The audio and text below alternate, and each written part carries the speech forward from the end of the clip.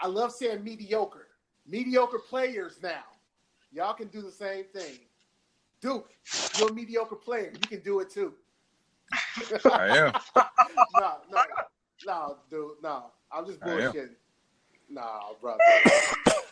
You know what I'm saying? I'm just bullshitting, though. You know what I'm saying? I most definitely am. I'm not in the NBA, so you're right. Oh, no, bro. You know what? That's another day. We're going to talk about that See what you did, another day. God. Me and You Duke didn't talk do about anything. this. Yeah, but me and Duke talk about this all the time. We talk about this all the time, though. Like, off air, me and Duke always talk about that. I get on his ass about that. You know, anyway. Because, man, they wanted me to go to the NBA so I could like give them houses. That's no, bro. Listen, all right. Quick story. This is a real quick story, and like I said, once again, it's just my perspective on how I felt. I feel like my brother Duke. He been on varsity since freshman year, and you know he wasn't the best freshman year, but he was the only center that I think that nobody could fuck with. And we had a game that he played against retired NBA star Corey Maggette, and it was that one game, and I feel like Corey Maggette didn't do shit. My brother Duke was getting off, and Corey Maggette just blocked. Not him blocked, but he basically put his hand in front of Duke's face and dunked like he did something great. And everybody's like, oh, and I was like, that nigga sucks too. He laid it up. He didn't dunk it. He laid it up. But he put his hand like. It's funny because a lot of people probably don't know who Corey Maggette is, but you can Google him. Yeah. How he was built in the NBA is how he was built in high school. Like the guy was huge, and so he was like 6'6", 230, but he was all muscle. He was like LeBron before LeBron. Yeah. But yeah, man, I went up to block his shot, and he put his hand. It's an offensive foul, but he put it in my chest while I'm in mid-air and like blocked me in mid-air. And he just laid the ball up, and I was just like, yo, this motherfucker just treated my whole life. And I was like, this motherfucker. Oh, no. And then 2 years later, this motherfucker is with the Clippers. This motherfucker treated my whole the Clippers after that, but it was just like, whoa. Like, at that moment, I was like, yeah, I'm not ready for that. I need to get better. Yeah, and Duke did. He got better, man. Shot up, grew a couple more inches. Motherfucker. Why? But yeah. That was a little quick little something, you know what I'm saying? Man. So, I'm still pissed at that. Minnesota. Minneapolis, Minnesota. I know y'all probably seen it, probably heard it. The gentleman that got shot in Minneapolis. Officers are not being charged with that. You know what I'm saying? Of course not. You know, and the funny thing about it is that the officer said that they feared for their life while running with the gun, even though while chasing him. Yeah, while chasing him. And the gentleman, I saw the video. I had to look at it a couple of times, and he's running. Yeah. I don't see where he pulled the gun out. If he did, he was probably trying to pull it out to drop it. And so the officers is automatically saying, "Oh my God, I got a bulletproof vest on. I fear for my life." So you shoot the brother down while he's running. I didn't know why he was. Why did they stop him in the first place? Because they heard that. Didn't they get a complaint? Yeah, got a complaint that a black man was just shooting in the air randomly. But he was standing. He was standing next to a child and a mother. He talking, In a stroller. Yep. And he clearly said, "Don't shoot me! Don't shoot me!" Well, he was I didn't do anything. I didn't. Yeah. Yeah, I didn't like the video, man. I was just like, okay, he's running away. Like, don't you have tasers for that shit? That's what I'm saying. Like, you can't do nothing tased. I've never been tased, but I know if electricity going through my body, I'm paralyzed. Can't do shit. All right, unless you a certain amount of weight. I think like the heavier you are, the more voltage you need. The less, the more voltage you need, or the less that it'll affect you. But right. But that's crazy, man. Like, I don't know, man. They just and it's crazy because it was another incident where a guy, he was a war veteran, mm-hmm. and somebody broke into his house, and he shot the person. Right? Police get called over there, and they wind up shooting the veteran, the guy who was. They wind up shooting him. So it's like, what be going through their head? Like, I just don't understand. I think that a lot of them, the training, some of them just scared. They are scared. But if there's no point, if you go through that amount of training and you're in that kind of profession, what exactly are they training you for in the first fucking place? If you can't even do your job correctly, if you can't, I feel like the cops, when they get called, their job is to de-escalate the situation. Right. As much as possible, not go there and just raise even more hell by fucking shooting and pinning people down. I mean, yeah, if it comes to it, but if you see that it's calm, then you should know protocols to kind of keep it that way. Yeah. Especially since we don't know what the fuck we're doing when it comes to your profession. I mean, you get what I'm saying? Well, so if you show up, I don't know to like follow quote unquote protocol. Oh, yeah. I know, right? Yeah. But I get what she was saying. Right. Yeah. I mean, shit. They do get trained to.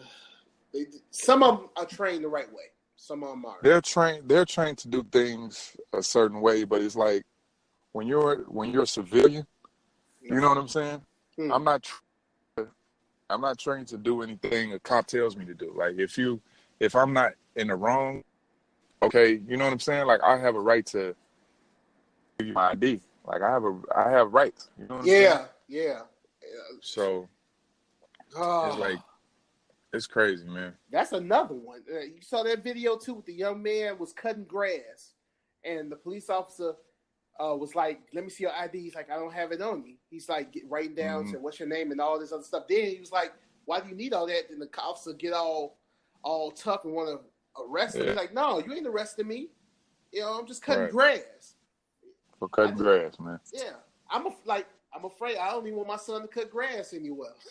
Like all the things that I did, my son can't do, or my daughter, they can't do. They can do it. We just gotta stop. We just gotta stop being afraid of.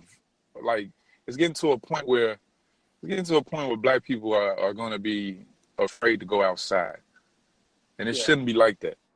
This is nobody belongs to the fucking earth. It don't belong to people walking around. Right. You know what I'm saying? We could walk outside. We could cut grass. Right. We could fucking hang around at a fucking park and barbecue. Like we can do this shit too. If we can't do it, should nobody be doing it? If you shooting at me, shoot at my neighbor too. They had their TV on loud. Shoot at them. Yeah. I mean, I'm tired of that shit, man. And that's the problem. Like that, they don't understand that a lot of us are gonna get tired of it. We're gonna rebel and we're gonna stand up. You know what I'm saying? And then that's when they really we gotta stop. First of all, stop putting. We gotta pay more attention to our communities and who getting hired in them. You know what I'm saying? Right. That's where voting come in. Yeah, votes and all of that, man. But it's like that's pulling teeth, trying to tell black people to vote that has nothing to do with a president. Yeah, a black president. Yeah, they don't understand. It's like I won't say they don't understand, but they're not.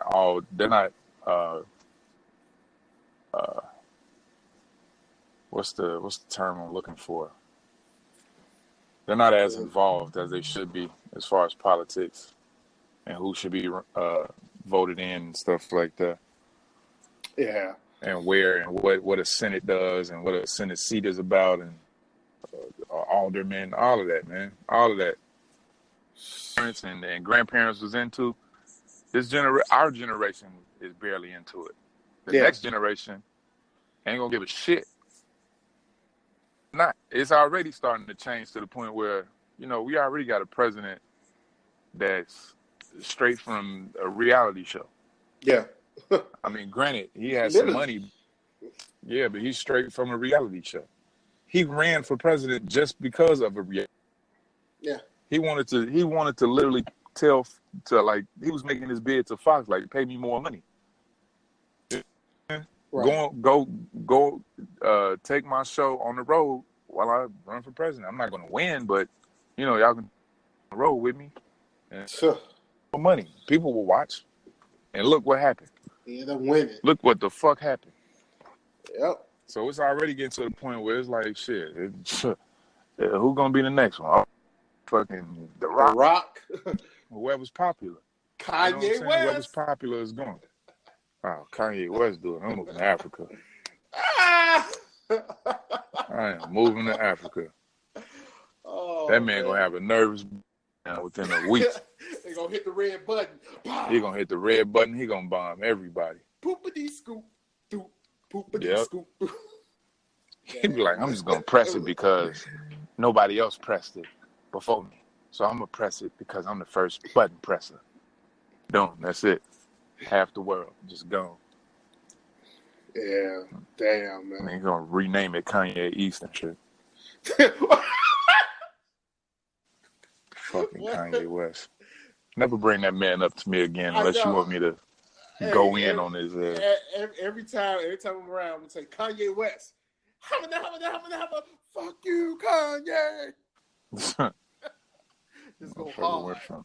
Motherfucker went from hero to zero. Yeah, he did. You know what I'm saying? You know what? I'm gonna be honest. I'm still gonna listen to the old music because we are. Like, I just honestly know that this is not him, man. It's not him. Who is it, him, bro? We don't know. This is it. You can't. I'm not. Why do we need to know? I don't look, dude. That's why I'm listening to the old music. I'm listening to the old Kanye. It's contradicting. It's contradicting though. That's why I can't listen to it. You can't listen through the wire and not get pumped. No.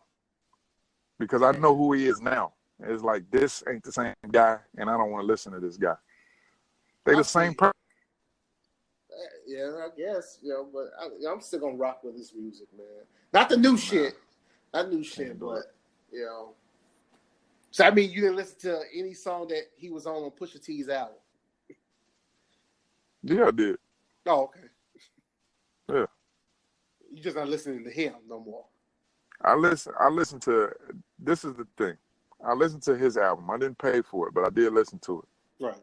Just because I wanted to hear what he had to say on his album.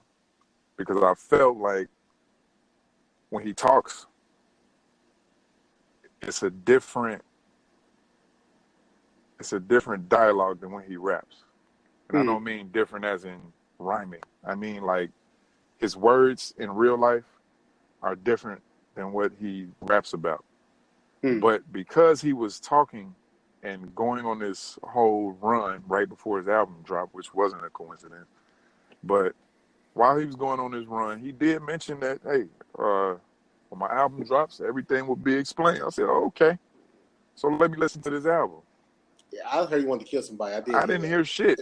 I didn't hear shit about anything he was talking about. He just wants you to listen. He just wants you to hear it. Listen to. He didn't say anything.